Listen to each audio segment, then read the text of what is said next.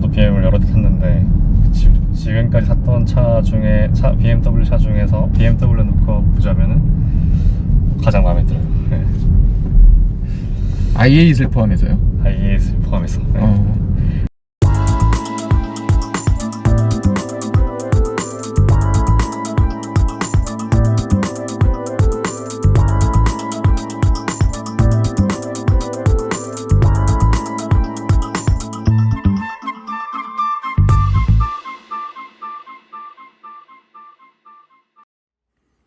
안녕하세요. 오늘은 BMW의 하이브리드 SUV인 X5 452 이야기로 돌아왔습니다. BMW X5의 플러그인 하이브리드 모델은 2020년에 등장했습니다.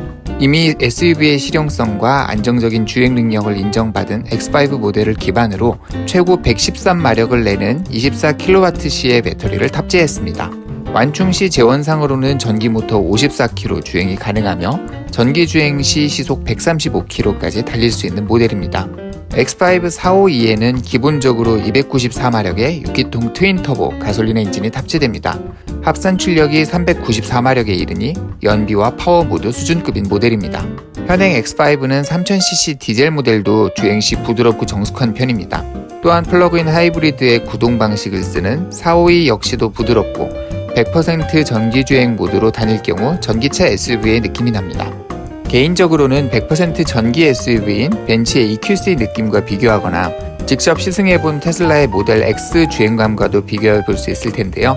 EQC보다는 휠베이스가 좀 더 긴 X5 452 쪽이 승차감도 편했고 BMW의 정교한 스티어링도 가능했기 때문에 X5 쪽이 좀 더 좋았습니다. 또한 모델 X와 비교해본다면 테슬라의 가속, 감속 반응성이나 스티어링 휠 반응성을 감안해도 X5 452 쪽에 메리트가 있었습니다. 다만 X5 452는 100% 전기차도 아니고 충전량이 부족할 경우 바로 가솔린 엔진이 개입한다는 점을 감안할 수밖에 없겠습니다.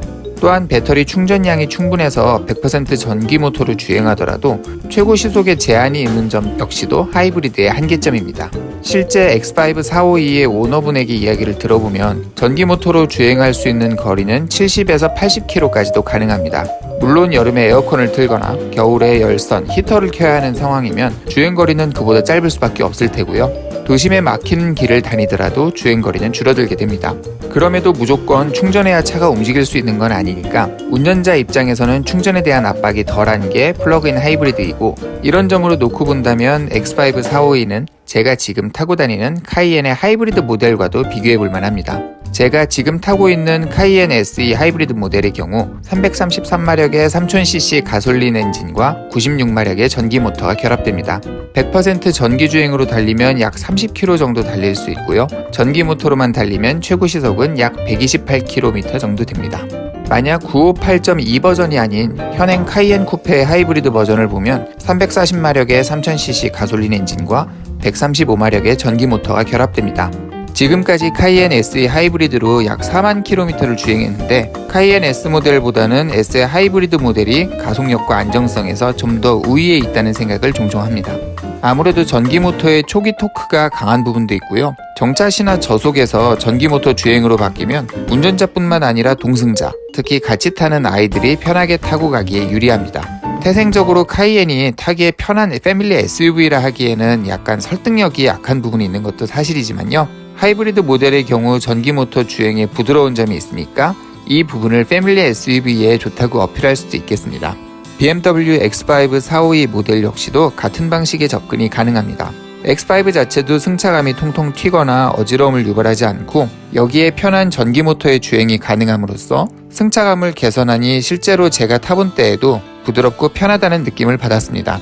제가 만난 X5 452의 오너는 그전에 테슬라 모델 S도 탔고 벤츠의 전기 SUV인 EQC도 타던 분이었는데 차의 크기나 공간감 그리고 실내 공간의 활용성 측면에서도 X5의 플러그인 하이브리드 쪽에 높은 점수를 주었습니다. 이미 X5 자체가 충분한 공간감을 가진 차량이기도 하고 플러그인 하이브리드 시스템이 탑재되었지만 기존 차량의 후드나 트렁크 공간을 크게 잡아먹지 않는 관계로 X5 452를 타더라도 X5의 다른 트림들과 비교했을 때 별로 불편하거나 어색한 점 없이도 탈 수 있는 장점이 있습니다. 그러면서 부드러운 주행과 더불어 연비 효율적인 주행도 가능하니 제가 카이엔 하이브리드를 타면서 느꼈던 8방 미인의 느낌이 X5 452를 탈 때에도 크게 다르지 않다는 느낌을 받았습니다. 다만 가격이 다른 X5 트림 대비 고가에 속한다는 부분과 배터리 수명이 다하거나 성능이 현저하게 떨어지는 시점에는 고가의 배터리 교체 비용이 기다리고 있다는 점은 플러그인 하이브리드 차량을 고를 때 부담되는 부분입니다. 일전에 캘리포니아에서 카이엔 하이브리드의 배터리 교체를 물어봤을 때 약 1,300만원에서 1,800만원까지도 든다는 이야기를 들었습니다. BMW의 경우는 이보다 저렴해서 3시리즈의 하이브리드의 경우 미국에서는 약 500만원 전후로 교체가 가능합니다. 아직 우리나라에는 참고할 사례가 그렇게 많진 않지만 비용의 측면에서 크게 차이가 나지는 않을 것 같습니다. 다만 이 부분은 다른 브랜드의 전기차와 하이브리드 모델들이 늘어나고 배터리 부품 및 교체 비용도 자연스럽게 안정화될 것으로 판단됩니다. 아무래도 모집단이 늘어나고 대체제도 더 다양화될 테니 오너들의 입장에서도 유지보수에 대한 부담을 줄일 수 있을 겁니다. 이상으로 X5 452에 대한 그리고 전기차 및 플러그인 SUV에 대한 간략한 생각을 정리해봅니다. 끝까지 봐주셔서 감사합니다.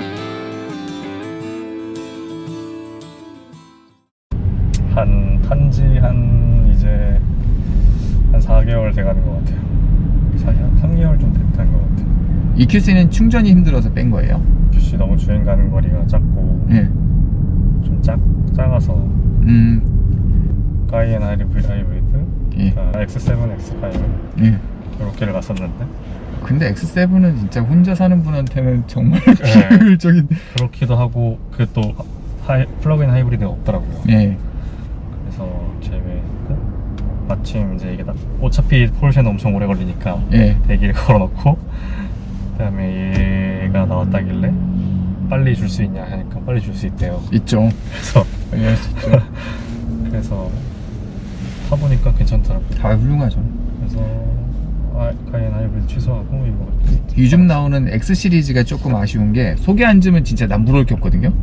근데 차 밖에 나가면 그냥 BMW인 거예요. 아, 그쵸. 예, BMW 1 시리즈도 BMW고 X2도 BMW고 맞아요. 뭐 3도 그러니까 예, 이 안에 들어오면은 진짜 더할 나위 없이 좋은데 밖에 나가면 별로 인정을 못 받는 게 제일 서럽더라고요. 그냥 뭐 근데 저도 BM을 여러 대 탔는데 지금까지 탔던 차 중에 BMW 차 중에서 BMW 놓고 보자면은 가장 마음에 들어요. 네.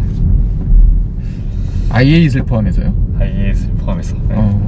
그래서 얘는 뭐 아예 탔을 때까지 그러니까 배터리 탔을 때까지 웬만해서는 벤진 잘 안 몇 퍼센트까지 가요? 한 10% 정도까지 가나요?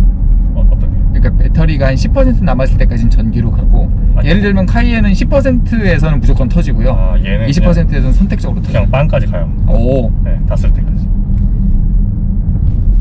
근데 이제 뭐 고속에 110km 넘어가거나 그리고 언덕이 심하거나 이럴 때는 이제 강제로 개입시키는데 그때 말고는 다 모터를 못 넣어요. 전기로만 시속 몇 가지 올라가요? 115? 115? 네. 국도에서 웬만큼 달릴 것까지는 괜찮겠네요. 맞아요. 사실 은근히 주유비가 많이 절감되고 있어요. 아, 그럼요. 네. 저도 지금 에본 충전한 지 이제 한 달 조금 넘었거든요. 네. 동안 넣었다가. 네, 진짜로 그 이후로는 아직까지 주유소를 안 갔어요. 그쵸, 진짜. 네. 한 40km, 50km. 제 차는 실제로 해봤자 20, 30km밖에 못 가요.